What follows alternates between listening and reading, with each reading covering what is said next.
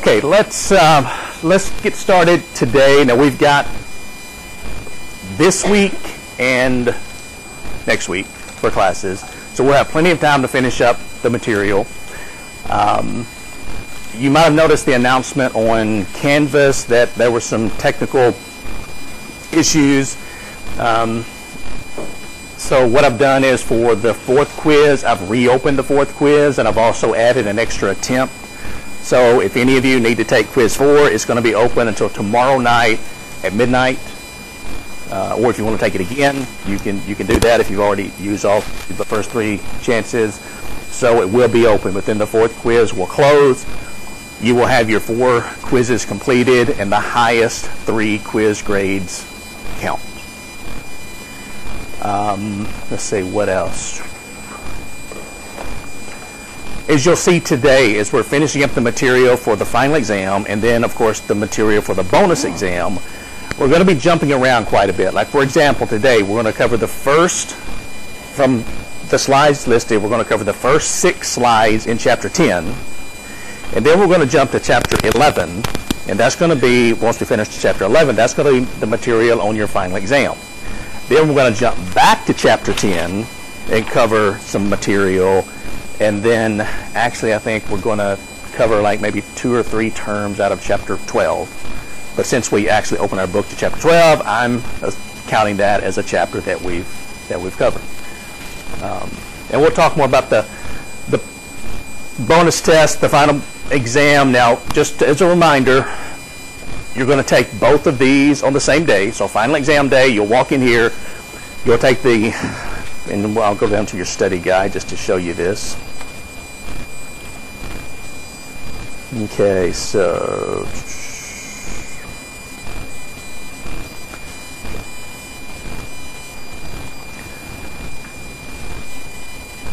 as you can see from your study guide, the final exam is going to cover Chapter 6, 7, the first 6 slides from Chapter 10, and then slides from Chapter 11.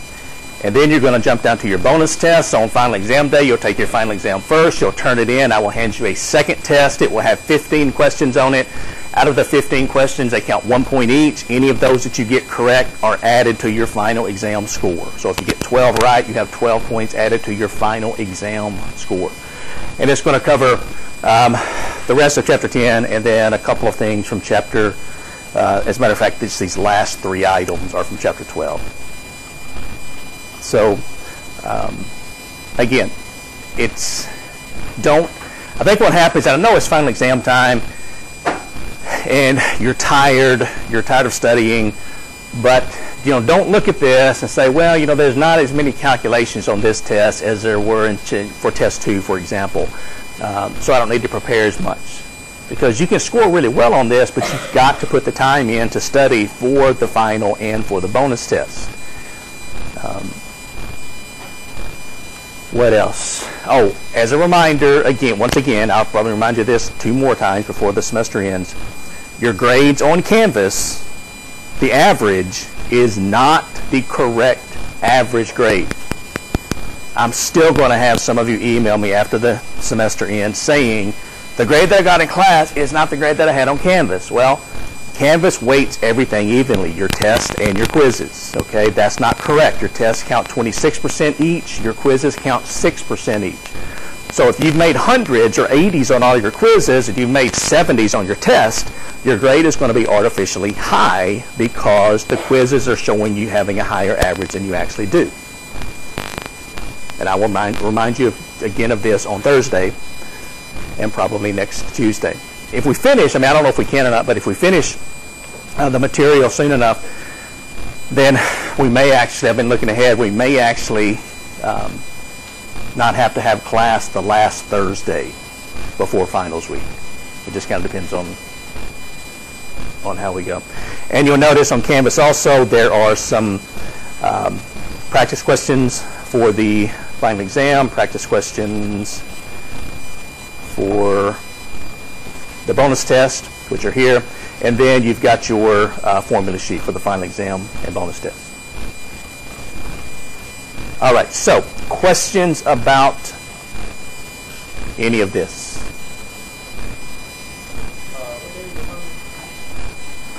Okay, I'm going from memory, but I think it's Tuesday at 1:30. You're right? Tuesday finals week at 1:30. You have 2 hours. Do what? 1:30. Yeah, I think it's 1:30. So, and you have 2 hours to take the final exam and the bonus test. That will be more than enough time. You won't actually need that, but you do have it if you need it. So let's jump into, and let me ask again before I continue, but are there any more questions? Everybody ready to finish up the semester? That makes all of us. Yes, I am too. No. If you've attended any of the financial literacy sessions, if you attended the career fair, if you have done something, some kind of training, or gone to other types of meetings or whatever on campus, or something at your job, or something at, just about anything, you can email me. Now, what I would like for you to do, please, if you would, is stipulate which section you're in. Okay? Some students just email me and they say, I went to the financial literacy seminar, and that's it. And then I've got 3 classes that are going to that, and so unless I just actually know all 150 students that I have this semester, know their names, I've got to go through and see which section that you're in on Canvas and which class. So if you would just put, Finance 330 Section 2 or 1230 Tuesday, Thursdays or whatever, or if you're online and you're listening to this, then just stipulate that you're in the online class. All right, good question. Other questions? It will be in this classroom. Yes. Any more questions? All right, now let's talk about chapter 10 for just a few minutes, and we're going to jump into chapter 11. Now, again, we're kind of switching gears just a little bit, because up to this point in this test material, we've talked about chapter 6, which were bonds, and we talked about chapter 7, which was stocks. And we actually left off talking about stocks and went through, how do you buy and sell stocks if you want to. We looked at some stock prices, actually trading, and the different types of orders, whether it's a market order or a limit order, that type of thing. Now, you can look at bonds and stocks as investments, which we kind of look at it that way, but also it said that bonds and stocks are ways that corporations raise capital to invest in various projects. So you're going to hear me use the term project a lot. Now, for purposes of chapter 10, 11, and 12, a project of a corporation is simply some type of investment. So a project could be a company building a new warehouse. A project could be a company buying a new piece of machinery. A project could be a company purchasing a piece of land for future use. A project could be a farmer buying a new tractor. Okay, so it's just the purchase of or the expenditure of cash of some type. Now we're switching to a topic called capital budgeting. This is actually a really large area of study in finance. You can actually, there are entire classes on capital budgeting. And what this simply looks at is how does a company choose to invest its money? And when we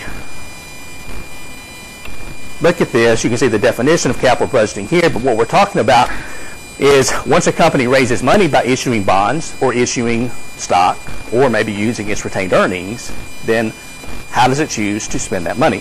So you can see here it says capital budgeting is a process of evaluating and selecting long-term investments that are consistent with the firm's goal of maximizing stockholder wealth. So what we're going to be doing is we're going to be looking at ways to analyze these typically large investments to determine is it a good investment or is it a bad investment? Because the time to realize that spending $100 million on a new factory outside of Murray, Kentucky is a bad investment, the time to realize that is not 3 years after you built the factory and spent the money. The time to realize that is before you've spent the money. Okay, so that's what we're going to be looking at. You've got a couple of definitions here, and you'll notice a lot of this material in chapter 10 and 11 is going to be simply definition. So the definition of capital budgeting, you will see this on the final exam. A capital expenditure or a current expenditure, you will see these definitions on the final exam. It says a capital expenditure, this is an outlay of funds or spending money that is expected to produce benefits of more than 1 year. So this is a long-term project. So a factory, for example, that I talked about, or a farmer building a new grain bin, that's a long-term expenditure. It's going to provide benefits for more than 1 year. On the other hand, you have what's called a current expenditure. And this is simply a short-term expenditure. So you buy something, you expect it to produce benefits for less than a year, and they're typically, though not always, but typically they're fairly inexpensive items. Well, for example, if my corporation is going to buy a case of chalk that costs $50, it's probably not worth our time to pay somebody a lot of money to evaluate should we spend $50 on a case of chalk. But if we're going to spend $50,000 or $5 million or $500,000, we might want to evaluate that. Okay? Because a case of chalk is a short-term expenditure. It's going to produce benefits for typically less than a year.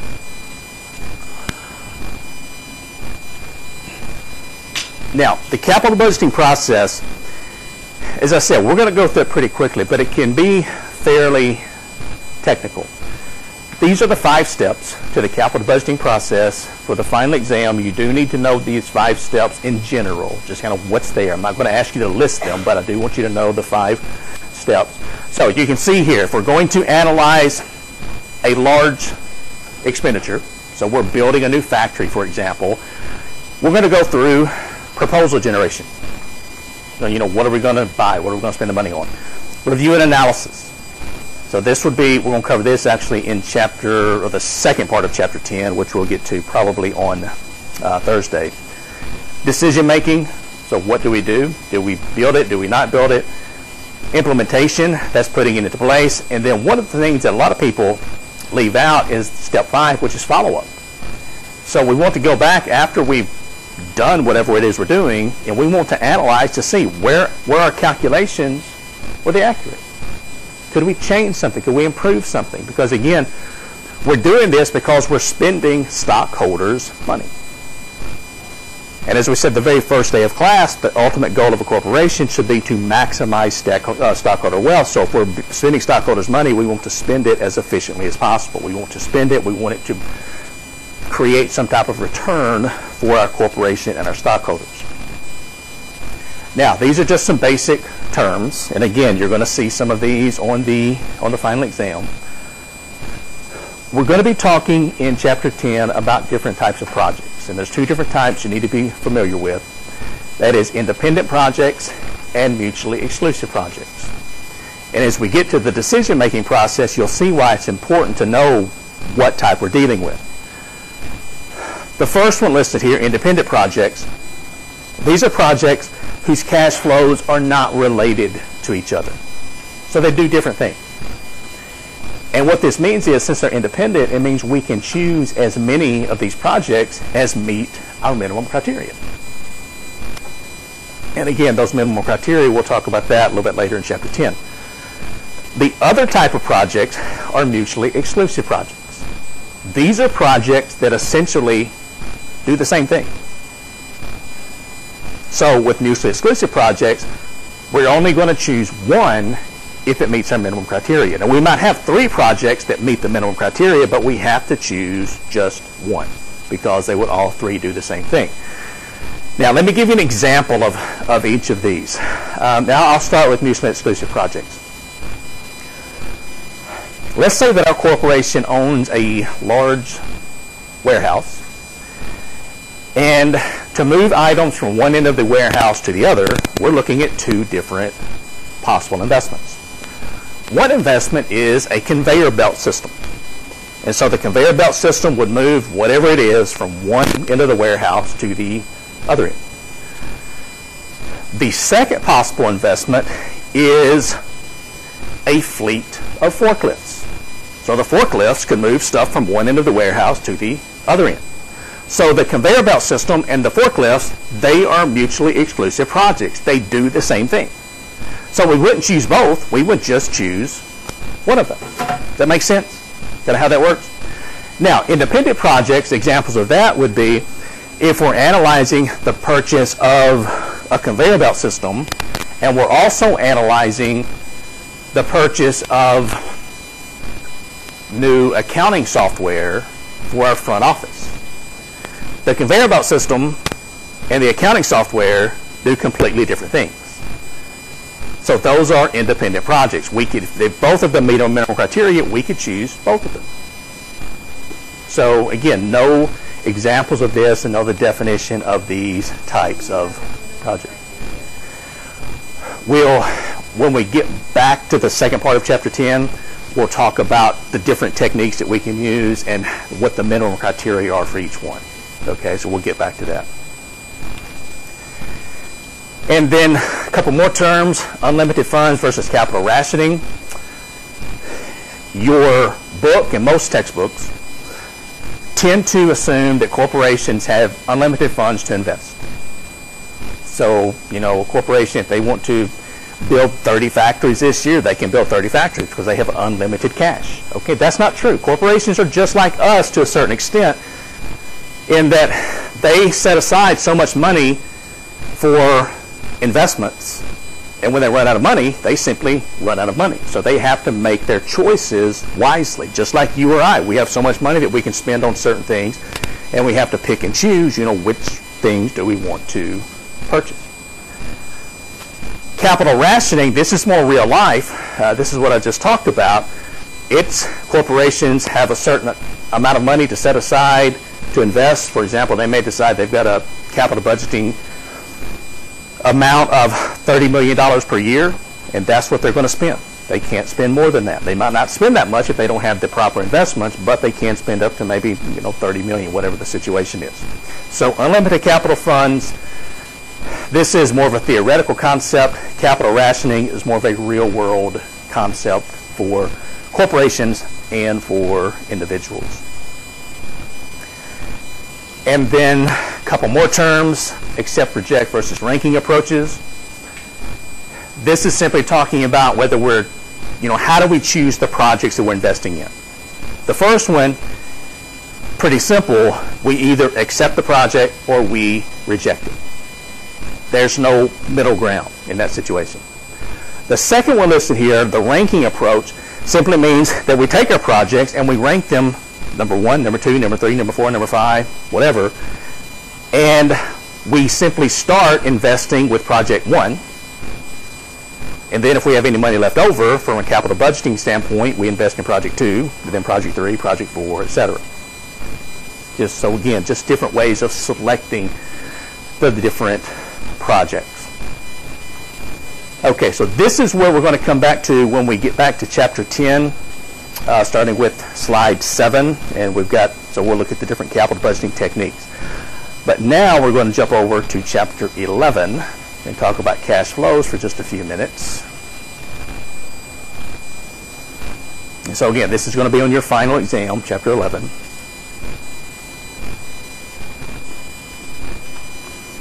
And what we're looking for here, the cash flows that we're interested in when we're working with capital budgeting projects, are what we call the relevant cash flows. And the relevant cash flows are what we term incremental cash flows. So this is the additional cash created by this investment. So let me give you an example of this. Let's say, for example, that you're a farmer. You're a pretty big farmer, and you own several combines. But your combines are getting a little older. You're having some breakdowns. They're not very fuel efficient. They're not as big as new combines, so it takes you longer. And you're thinking about replacing, let's say you've got 3 combines. You're thinking about replacing your 3 current combines with 3 new combines. Now, if you've priced farm equipment, it's really expensive. Okay? Combines are really expensive. But you're thinking, okay, if I buy these new combines, I can work faster, more fuel efficient, and, you know, who knows, if I finish my combining, maybe I can hire them out to make some extra money.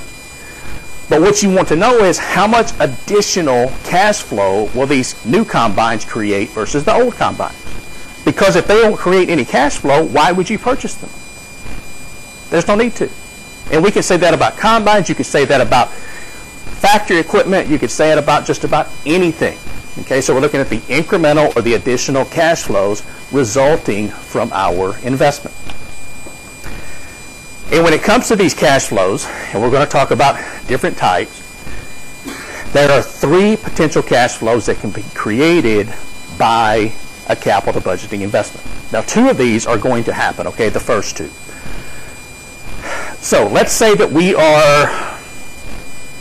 we're spending money. We are purchasing a large asset, an expensive asset for our corporation. Well, the first thing we need to know is what is the initial investment? The initial investment is simply how much cash is flowing out of our corporation for this project. And that's going to occur at time period 0, so today. And typically, I mean almost always, this has to be a negative cash flow. So that's what this is, just simply a negative sign. So this is what we're spending on this investment. Now, once we've spent our money on the investment, we expect it to provide positive cash inflows for our corporation. And so that's the second one listed there, the operating cash, hopefully inflows. So we've purchased the asset. It is now doing whatever it does, producing things, and we can then sell those items, and it produces a positive cash flow for us. We hope, as I said, that it is a positive cash flow. Occasionally, you can have a negative cash flow. An example of this might be if you purchase, I'll use a really simple example. Let's say that you have your own mowing company. You mow yards. And some of you may mow yards. You've decided that your mower that you've been using, it's about done. Okay? So you're going to buy a brand new 0-turn, 72-inch cut, 24 horsepower diesel mower. It's going to cost $12,000. You're going to have to mow a lot of yards to pay for your $12,000 mower. So the $12,000 that you spend on the mower, that's going to be your initial investment. And that's a negative cash flow. But once you buy this big, fast, efficient mower, you're going to start mowing yards and people are going to start paying you. So that's going to be cash coming in based on the purchase of the mower. Now, you've researched mowers, and you know that typically with the mower that you bought, let's say it comes with a 2-year warranty. But normally, during the 3rd or 4th year, that mower is going to have a complete engine overhaul. It's going to be pretty expensive. So that summer, you may actually have a negative cash flow because you're going to have to take your mower apart. You're going to have to spend a lot of money getting it worked on, getting everything basically redone. And so the first 2 years, you have a positive cash flow. Maybe the 3rd year, you have a positive cash flow. The 4th year, you might have a negative cash flow because you're having to spend some money on that asset, that mower. But then, once it's year 5, 6, and 7, or whatever it might be, you expect it to start mowing again, and you're making money. You've got money flowing back in. Is that a pretty simple example? Pretty straightforward? That's the same way as a corporation, except instead of spending $12,000, you might add some more zeros to the end of the number, but it's the same process. It's the exact same process. And then the third cash flow, and notice here it says not all projects have one of these. The third one is what's called a terminal cash flow. So this is at the end of the life of the project. Are we going to have a positive cash inflow or a negative cash outflow related to this investment? So let's go back to your mower example. Let's say you've estimated that you're going to keep the mower for 7 years. It'll last for 7 years. At the end of 7 years, it'll still mow, but it's not in the best of shape. I mean, you have really used it hard over the last 7 years. But you estimate that you can sell this mower at the end of 7 years for $500. That would be a positive terminal cash inflow because you sold the mower. On the other hand, some projects have negative terminal cash flows. An example of this might be,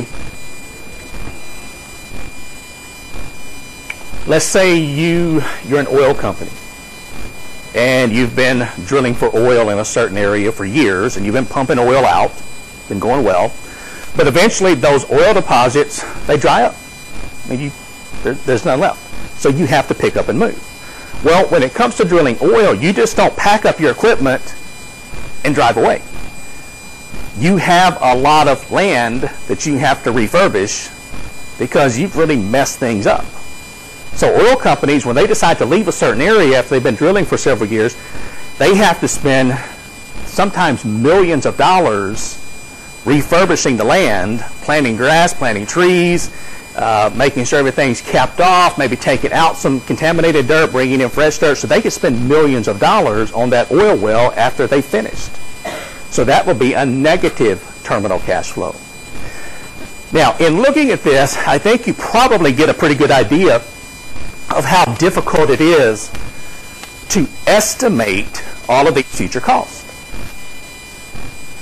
Because some of these projects, for example, if it's an oil well, it may have a 20-year life. So what you're estimating is, what is it going to cost initially to start up, the initial investment? What is it going to bring in terms of cash inflows or outflows, the operating cash flows? And then after 20 years, what is going to be our terminal cash flow? That's really, really hard to do. And so some of this is pretty scientific. You know, you can be pretty accurate.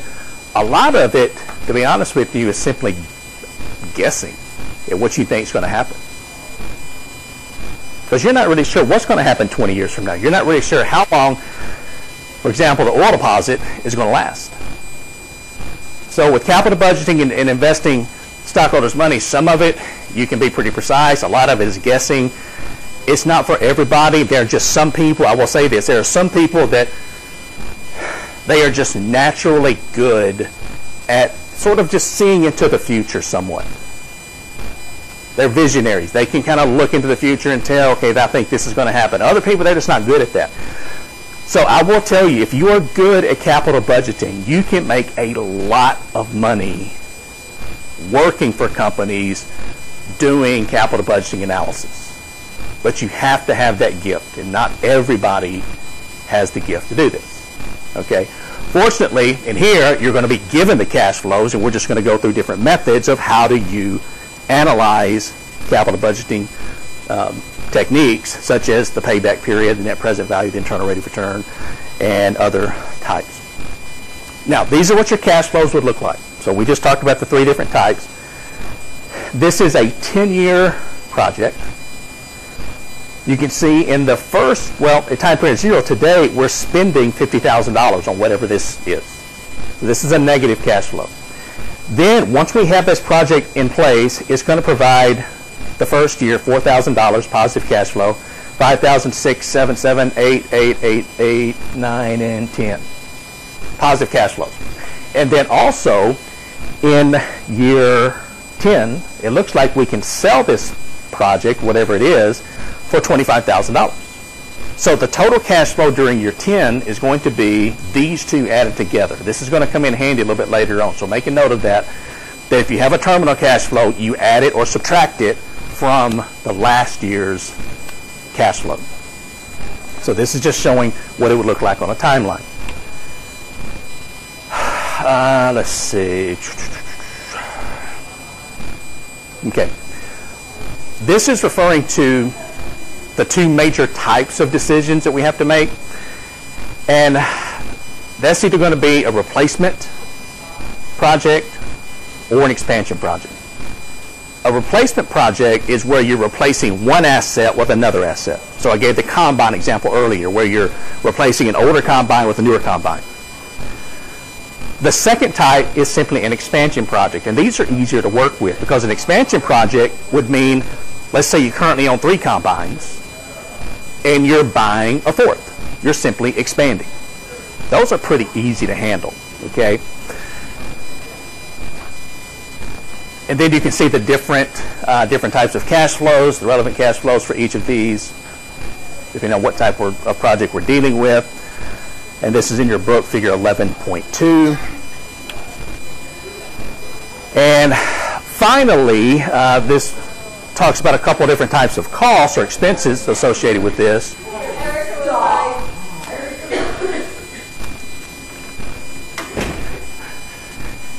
And that is sunk cost versus opportunity cost. And again, I will tell you, you need to mark this. You're going to see these definitions on your final exam.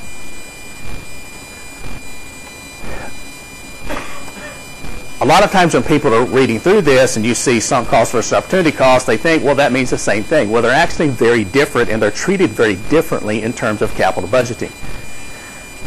A sunk cost, this is a cash outlay that has already been made, and therefore the underlying part of this is really important. It has no effect on your capital budgeting decision. So sunk cost, that's money that you spent, it's gone, it doesn't affect your decision. Opportunity costs, on the other hand, it says these are cash flows that could be realized from the best alternative use of an owned asset. And these do affect your decision, or they do enter into the capital budgeting decision criteria. What this simply means is, what am I giving up if I purchase a certain asset? What would be the next best use of that cash? And so we have to factor that into our capital budgeting decision. So let me give you an example of this. Let's say that I own a piece of property north of Murray, say it's out past Walmart, it's on Highway 641, and I have two alternatives for this property. One is I can build a small strip mall, and I can lease those locations out to various businesses. The other opportunity is I can simply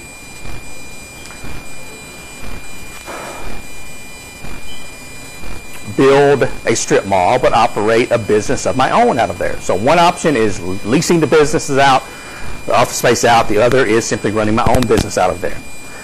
Now, there are some costs associated with this, such as that piece of property, I'm going to have it surveyed. I'm going to have dirt work done, no matter what I do, no matter which of those two I choose. And so the survey, the dirt work, any legal work pertaining to the property, those are sunk costs, because I'm going to have to do that no matter what I do. So those aren't going to enter into my decision. But whether I lease the property out or whether I run my own business out of that property, that is going to be an opportunity cost, because the one that I choose, the opportunity cost is the one that I gave up. So I have to have that enter into my decision in terms of my cash flows. So basically what I want you to know about this is sunk costs do not have an effect. Opportunity costs do affect your decision. Okay? Know that for the final exam. And this just gives you another example of this. We've got a company here. They're considering renewing a drill press, purchased 3 years earlier for $237,000. And it said the old equipment could be sold for $42,000. And so this simply goes through and says, how do we handle this as a corporation? Because again, companies do this almost every day. But making the right choices, and as again, when we get back to chapter 10, the second part of chapter 10, we'll look at how do we choose, what's the right choice. But making the right choice makes a big difference between staying in business and not staying in business. And that is chapter 11. All right. So, let's see, where are we here? Thursday, Tuesday. All right. That's all I've got for you today. On Thursday, we're going to jump back to chapter 10, slide 7. We'll start there. We're going to look at some capital budgeting techniques. We should be able to finish most of that on Thursday. On Tuesday, we should be able to finish up for the semester, which I think we'll probably be good not having class the last Thursday before finals week. Do what? We can do that too, yes. All right, so everybody have a good day. Enjoy your extra time out of class, and I will see you back here on Thursday. Also, remember, your quiz 4 is open again if you need to take it, and it will close tomorrow night at midnight.